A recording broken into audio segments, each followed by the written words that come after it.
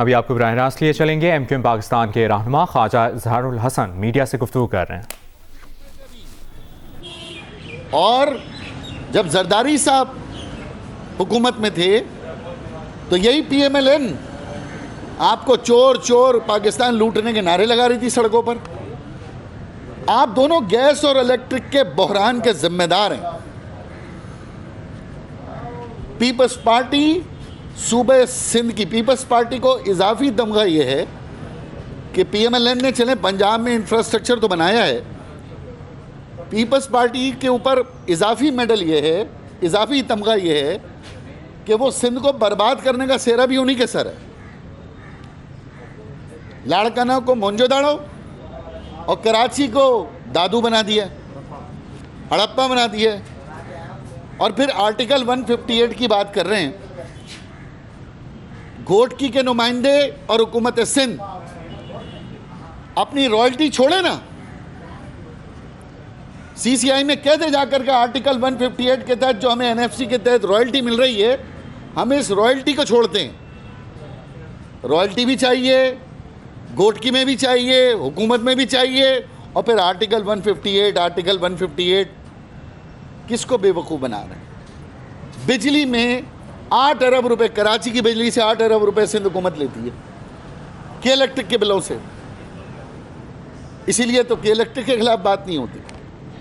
और एक मसला ये, वो कह रहे हैं जी बात करें, ठीक है, मसले हैं, मसाइल हैं, महंगाई है, परेशानियां हैं, लेकिन आप क्या कर रहे हैं?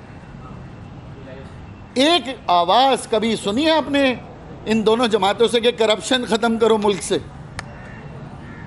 फ्लोर ऑफ द हाउस किसी एक वजीर ने यह गलती से भी कह दिया हो कि मुल्क से करप्शन ख़त्म करो, सूबे से करप्शन ख़त्म करो, खा गए कराची को।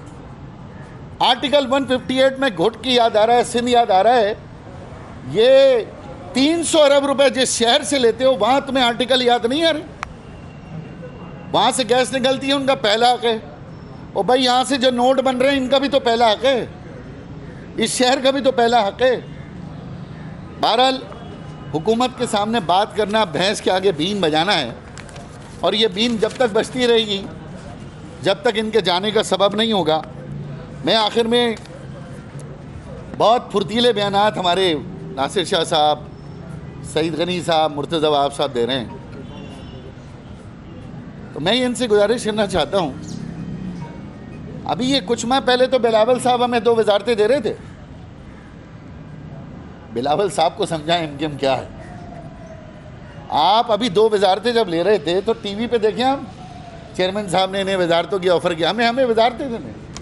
अभी चंद महीने पहले आप हमारे दरवाजे पर आए थे, आप 88 में हमारे दरवाजे पर आए थे, आप 90 में हमारे दरवाजे पर आए थे, आप 93 में हमारे दरवाजे पर आए थे, आप 97 में आए थे, और आप अभी तक हमारे दरवाजे पर आ रहे हैं। MKM कमज़ोर है या ताकतवर? दरवाजे पे सबको आना है। तो अभी आपको MKM इतनी बुरी लग रही है, MKM के अंदर आप इतनी बुराइयां निकाल रहे हैं, ये बिलावल साहब को समझाएं जाकर, क्योंकि ना उनको MKM समझ आ रही है, ना आपको MKM समझ आ रही है। और मैं एक जुमला हमेशा कहता हूँ, ये MKM है भाई, ये दिल में आती है, समझ में नहीं आती है। बहुत शुक्रिया। बिस्मिल्लाहिर्रहमानिर्रहीम।